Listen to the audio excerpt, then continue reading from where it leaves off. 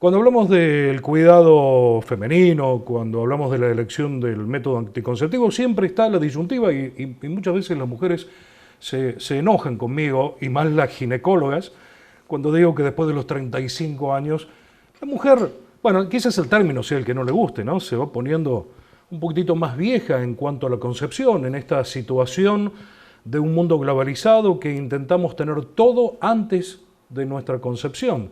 Pero mucha gente que tiene totalmente equilibrado esto, dice, no, a mí no me importa, pero quiero tener un buen método anticonceptivo y entra allí a tallar si uso las pastillas, si uso el DIU, si uso, según la nueva terminología, el SIU. Bueno, para conocer mucho de esto, el doctor Julio Seoane, que es el director de Asuntos Médicos de Bayer Econosur, especialista en la materia, que tuve el gusto de participar de una charla la semana pasada, está con nosotros. Hola Julio, un gusto tenerte en el programa y en Córdoba. Hola Ricardo, ¿cómo está? Mucho gusto para mí también estar con ustedes. Igualmente, bueno, ¿cómo es esto de la salud reproductiva, no? Porque Dios le da pan a quien no tiene dientes, dice el dicho. Muchas quieren y otras no. Muchas parejas quieren, porque en esto encierro a una relación de pareja, un encuentro común de futuro, ¿no? Y, la realidad es que conceptualmente es cada pareja o cada persona individual debería definir cuándo, cuántos y en qué momento quiere tener sus hijos. Eh, no hay nadie que nos pueda decir cuál es el momento adecuado, y la sociedad fue cambiando, el mundo fue cambiando, y esto llevó a el empoderamiento tanto del hombre como de la mujer al respecto, ¿no? Antes había como un mandato, ¿no? Que uno tenía que salir de la casa, casarse y tener hijos. Bueno, hoy no es así, y la realidad es que uno tiene que definir cuándo está preparado y cuándo siente que es el momento adecuado. Para las dos cosas, para tener hijos o para cuidarse. Con respecto a cómo prevenir un embarazo en el momento en que uno decidió postergarlo o decidió que no quiere tener hijos, históricamente uno dividía los métodos anticonceptivos y los describía, y cuando una paciente se sentaba en el consultorio nuestro, empezamos a enumerarle una serie de métodos anticonceptivos. Entonces le decimos, hay pastillas, hay DIU, hay profiláctico, hay etcétera, etcétera, etcétera, y es como que mareábamos un poco a la paciente porque le explicábamos cada uno de los métodos, desarrollábamos, le damos los datos principales, y la paciente sigue un poco como confundida, ¿no? Porque a veces es difícil eh, lograr absorber toda esta información. Hoy lo hacemos de forma diferente. Hoy la consejería lo que hace es agrupar los métodos en métodos de corta y larga duración. ¿Cómo se define esto? Los de corta duración son los que dependen del usuario y los que requieren una toma diaria o mensual. Y entonces ahí ya englobamos un grupo de métodos como las pastillas, los anillos vaginales, las inyecciones mensuales, los parches, y después otro tipo que son los de larga duración. ¿Y de qué se caracteriza? Básicamente que no requieren que el usuario haga absolutamente nada. Y acá englobamos a el dispositivo intrauterino de cobre, el SIU o sistema intrauterino liberador de levonorgestrel o el DIU hormonal también conocido, y los implantes. ¿Cuáles son las características de cada uno? Eh, Cada uno va a ofrecer distintos beneficios y se va a adecuar más a cada una de las pacientes. Pero la gran diferencia está dada en que los métodos de larga duración, al no depender del uso de la paciente o de la responsabilidad de la paciente de tomarlos adecuadamente, la eficacia teórica es exactamente que la eficacia real. Esto hace que sean mucho más eficaces que los métodos de corta duración. Entonces, dependiendo de cuáles son las implicancias de la falla del método en cada pareja, eso es muy tenido en cuenta cuando uno ofrece un tipo de método de estas características. Julio, justamente como para cerrar la introducción que dice, ¿hasta cuándo? Digo, porque por otro lado, como especialista en ginecología, me dirás, y bueno, a los 40 años querés tener descendencia, ¿hasta cuándo debería una mujer estirar a través de un método anticonceptivo la posibilidad de ser madre? Eh, el tema es el siguiente. eh, si bien es verdad que la fertilidad va disminuyendo con el correr del tiempo y a partir de los 35 años la calidad de los óvulos va disminuyendo, la realidad es que la mujer tiene posibilidades de concebir hasta que entre en menopausia. y la menopausia es un diagnóstico retrospectivo, ¿no? Son 12 meses, los 12 meses previos a la última menstruación, con lo cual es complejo de hacer.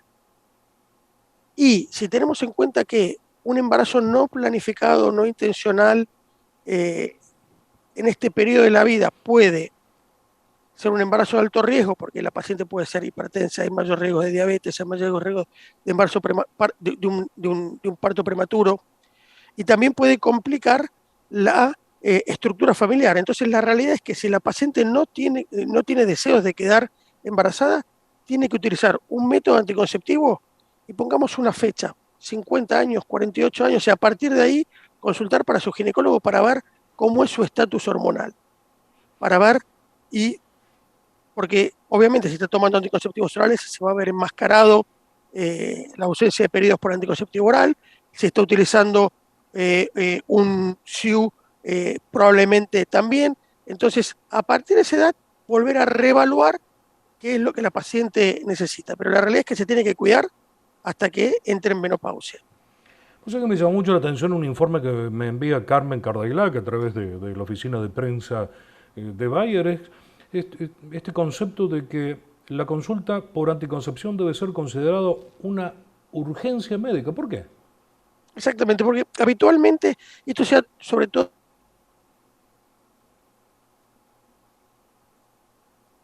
que probablemente cuando salga del consultorio tenga planificado iniciar su actividad sexual o empezar a tener relaciones ese día o ese mismo fin de semana. Entonces, si nosotros dilatamos la prescripción de un método anticonceptivo por semanas, meses, empezamos a muchas veces, y eso es lo que nosotros siempre decimos los ginecólogos, no solicitar estudios que no son necesarios para la prescripción responsable de un método anticonceptivo. Dilatar la prescripción o la utilización de un método para pedir estudios que no tienen un valor para esa paciente es poner en riesgo a esa paciente de un embarazo no intencional. Eso es lo que Julio, nosotros tenemos que evitar. Julio, sos un especialista y te tengo que preguntar en base a las distintas alternativas de métodos anticonceptivos. Y la pregunta es, ¿la pastilla de toma diaria ya es una cuestión anticuada? ¿Es como hablar de una cirugía bisturí frío versus una cirugía de láser? Los inyectables hormonales, el anillo vaginal, el parche anticoncepción, ¿es como la nueva tecnología que va modificando su efectividad o todos son efectivos por igual? No, a ver, cuando todos los métodos tienen su utilidad porque esto es como un menú, esto es como cuando yo voy a un restaurante y me dan un menú y digo, pero ¿por qué hay 10 platos? Porque hay 10 personas que van a elegir alguno de esos platos porque tienen algún motivo. Eh, los métodos, además de brindar anticoncepción, cada uno de estos métodos tiene algunos beneficios adicionales que se pueden adecuar a la paciente. Hubo en un momento una iniciativa de un grupo americano que lo que hacía era te preguntaba, ¿cuándo vos estás planificando quedar embarazada? ¿No? Era esa pregunta. Entonces ellos te decían, si vos querés quedar embarazada antes de un año, te vamos a recomendar, disculpa, los métodos de corta duración. ¿Por qué? Porque un método de larga duración que puede durar entre 3 a 10 años, quizás no sea costo efectivo si vos querés utilizar un método durante 2, 3 o 4 meses. Eh, puede ser que la paciente tenga acné y quiera utilizar un método hormonal para disminuir ese acné. Puede ser que la paciente tenga dolores menstruales muy importantes y quiera utilizar un SIU justamente para disminuir esos dolores. O sea, hoy todas las alternativas se pueden utilizar en alguna paciente. Alguna paciente puede utilizar o definir utilizar alguno de estos métodos. Eh, pero la realidad es que lo que hacemos nosotros, como te explicaba anteriormente, es tratamos de orientarnos a, bueno, cuál es el motivo principal por qué lo estamos utilizando, que es la anticoncepción. Y es por eso que los dividimos para explicar a la paciente de corta duración, que mantienen como unas características comunes, y de larga duración, que mantienen otras características comunes. Pero todos los métodos bien utilizados tienen una alta tasa de efectividad. La diferencia entre los de corta duración y los de larga duración, que los de corta duración en vida real, la eficacia es menor. ¿Pero por qué? Porque yo siempre doy un ejemplo. Yo tomo unas pastillas para disminuir el colesterol, ¿no? Y el envase tiene 30 comprimidos, yo lo tengo en mi mesita de luz. Yo te juro, Ricardo, a mí el envase me dura 35 días. Y tiene 30, y yo lo tomo todos los días, te doy mi palabra. Bueno, la realidad es que nosotros sabemos que los anticonceptivos orales, la toma diaria muchas veces hace que por H o por B la paciente no lo tome. Se olvidó, se fue a dormir a lo del novio, se le terminó el envase y no fue a buscar otro. Entonces, los métodos de larga duración evitan todo este tipo de inconvenientes, entonces la eficacia real es exactamente igual a la eficacia teórica. A mí la estatina me dura creo que 26 días y aún así el colesterol lo tengo por las nubes, pero bueno, hablemos de otra cosa. Los métodos, otra de las preguntas típicas de las mujeres, ¿produce acostumbramiento? Porque parecería ser que aquellas que dejan por un periodo, porque, y quizás también sea una segunda pregunta, ¿no? Hay que descansar entre un método, en vez de usarlo regularmente, como dicen, hay que descansar cada tanto. Y segundo, muchas dicen de que luego de haber dejado el método anticonceptivo, se desorganizan menstrualmente. ¿Sucede eso? Bueno, esos son parte de los mitos que eh, se van diseminando de generación en generación. La realidad es que el cuerpo no se acostumbra a la toma del anticonceptivo. Esto básicamente está orientado a anticonceptivos orales, tu pregunta, porque es Sí, sí. el mito básicamente está orientado a hay que hacer pausa cada tanto para que el cuerpo, yo me acuerdo que hay una frase que era que el cuerpo se desintoxique. A ver, el cuerpo no se intoxica, le estamos dando exactamente las mismas hormonas o muy similares a las que produce el ovario de la mujer, y todos los meses hay una pausa de entre 4 y 7 días en la cual la paciente deja de tomar las hormonas y se produce ese sangrado similar al de la menstruación.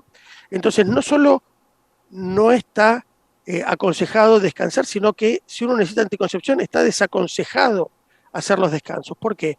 Durante los descansos, cuando descansa la paciente y reinicia la toma, ese mes que no se cuida habitualmente hay riesgo de embarazo porque la paciente venía tomando eh, regularmente y se desorganiza. Segundo, la mayoría de los efectos adversos de los anticonceptivos orales, tensión mamaria, cefalea, retención de líquido, se darán entre los primeros 3 a 4 meses de toma.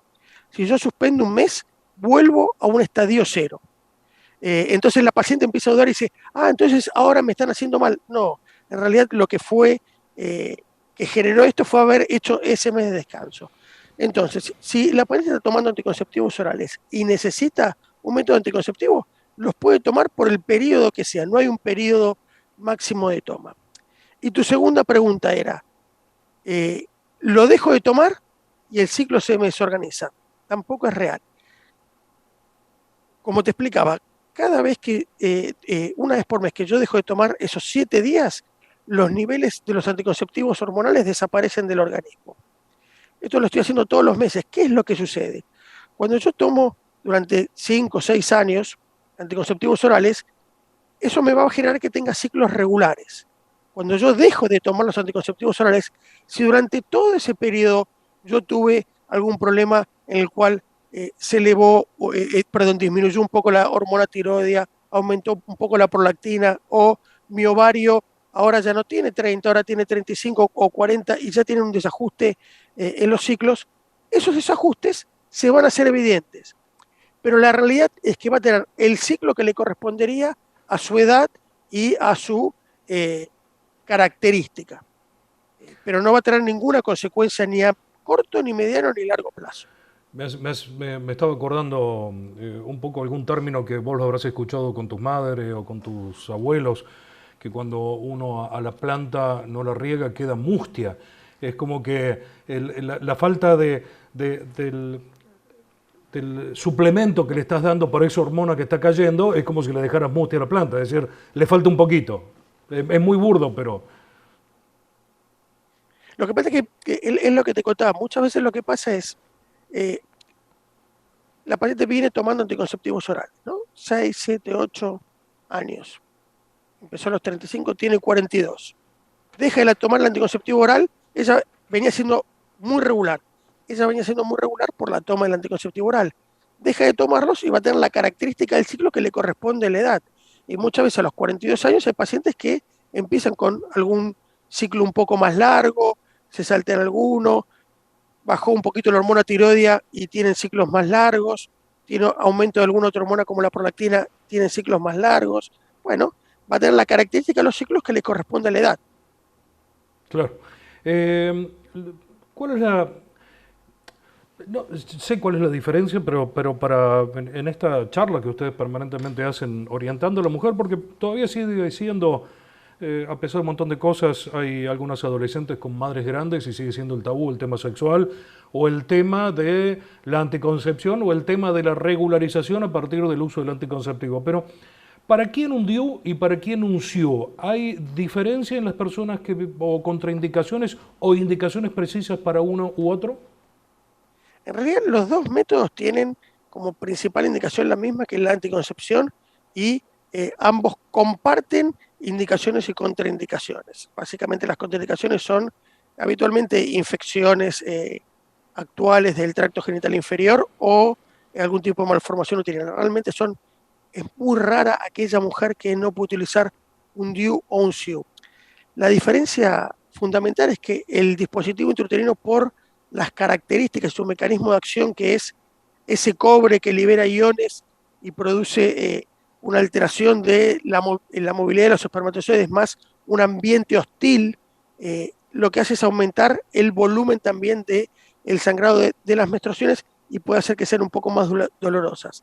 Mientras que el DIU hormonal o SIU lo que hace es, el mecanismo de acción es diferente, es modificar las características del tapón mucoso que está en el cuello del útero, impide el ascenso de los espermatozoides a través del cuello uterino, adelgaza la capa de endometrio, que es la que cae todos los meses. Entonces las menstruaciones, al contrario que con el DIU, son de menor cantidad y obviamente al ser de menor cantidad son menos dolorosas. Me marcaste muy bien esa diferencia, ¿no? Y es lo que en algún momento alguien dijo es abortivo porque no permite que llegue al espermatozoide, pero no lo mata, no lo deja que llegue. No, sí, ninguno de los dos métodos, más fácil, los dos métodos previenen la fertilización, no son métodos que impidan la implantación. Ambos métodos actúan previo a la fertilización. El DIU de cobre, a través de estos iones de cobre, que lo que hacen es inmovilizan la cola del espermatozoide, impidiéndole navegar, y al no poder navegar, mueren. Y el SIU o sistema intrauterino lo que hace es modifica las características del tapón mucoso del cuello, que lo hace muy similar a si la paciente estuviera embarazada. Entonces ese moco cervical se hace espeso e impide el ascenso de los espermatozoides dentro de la cavidad uterina. Acá en Córdoba, no sé, en Buenos Aires hay un dicho que es el chico que nació con sombrero, aquellos que nacieron a pesar del DIU, ¿no? Y digo, ¿por qué falla el DIU o el SIO? Es otra de las preguntas. No hay ningún método que sea 100% eficaz. Las pastillas anticonceptivas, la eficacia es, si uno las toma bien, del 99% y en la vida real aproximadamente del 92-93%. Los dispositivos intrauterinos, el implante y el sistema intrauterino liberador de monogestrel, la eficacia es del 99, 99 y pico por ciento, tanto en la vida real como la eficacia teórica, por lo que te contaba anteriormente. Las fallas pueden ser por distintos motivos. Puede ser que haya una expulsión que sea inadvertida. La realidad es que colocados normoinserto, o sea, cuando el DIU o el SIU está colocado entre la cavidad uterina, la posibilidad de falla es muy baja. Obviamente, no son métodos perfectos y en algunos casos puede ser que algún acúmulo de espermatozoides logre traspasar la barrera que los dispositivos le ofrecen. Pero es lo que te repito, es menos del 1% al año. Julio, esta pregunta te la hice en la charla esa y tiene que ver con la relación de la colocación del dispositivo en este caso. Habida cuenta que muchas mujeres relatan la colocación inmediatamente al parto y dice, es que mi cuello no estaba en condiciones, estaba dilatado y después, y otros dicen que se sacó. Es decir, ¿Es un error de operación entonces en esos casos o fue porque está dentro de ese 0 y pico % que le iba a tocar? Disculpa, Porque, ¿me repetís ¿cómo la es la pregunta? colocación, cómo es la colocación del DIU? Porque algunos dicen de que hay un momento para colocar un DIU y un SIU, y muchas mujeres que se lo han colocado, se lo han ofrecido inmediatamente después del parto, luego han tenido descendencia. Digo, tiene que ver con que fue mal colocado, tiene que ver con, o con ese 0, y pico % que falla. Los dispositivos intrauterinos se pueden colocar bajo diferentes circunstancias. En aquella paciente que no esté embarazada, habitualmente uno le aconseja colocarlo durante el periodo menstrual. ¿Por qué? Porque uno sabe que no está embarazado. Si está menstruando, no está embarazada, entonces no hay ningún tipo de riesgo de colocarle el dispositivo a una paciente embarazada. Además, como la paciente está sangrando, cuando uno lo coloca puede haber algún sangrado, se ve enmascarado, el cuello está un poquito más permeable porque la paciente está menstruando, entonces es el momento ideal. Si por algún motivo no se pudiera colocar, en realidad se puede colocar en cualquier momento del ciclo, con la única diferencia que uno tiene que estar seguro que la paciente no esté embarazada, o porque no tuvo relaciones, o porque se venía cuidando con algún otro método. Esto es en reglas generales. Después va a haber cada regla particular que la va a discutir el médico con su paciente, ¿no? Pero en reglas generales. Cuando uno lo va a colocar posparto, el dispositivo intrauterino se puede colocar inmediatamente posalumbramiento o después se puede colocar aproximadamente a las 6 semanas posparto. El SIU se recomienda esperar a las 6 semanas posparto o hasta la completa involución uterina. Porque como si bien tiene una pequeña carga hormonal, se prefiere esperar hasta ese momento. La tasa de expulsión postplacentaria es un poquito más alta que la tasa de expulsión cuando uno lo coloca después de las 6 semanas. Lo que pasa es que nuevamente va a depender de eh, esa característica de la paciente. Si yo corro riesgo de esa paciente no verla nunca más porque es una paciente hospitalaria y yo tengo un dispositivo intrauterino, quizá el mejor momento para colocarlo sea el posalumbramiento. Ahora, si yo tengo la paciente a la cual le hice un parto y la voy a citar a control a la semana y después a los 42 días le puedo colocar el dispositivo intrauterino a los 42 días posparto. La, Pero en realidad, sí. Sí, sí, muy claro. La última consulta, Julio, y está referido a esta liberación de hormona y muchas mujeres hablan, o mejor dicho, se sabe de los cánceres que son hormonodependientes, que pasa en el caso de la liberación de hormona y la posibilidad de un cáncer. ¿Se hacen estudios previos en la mujer? Sí, eh, habitualmente el cáncer siempre se asoció más al estrógeno que a la progesterona.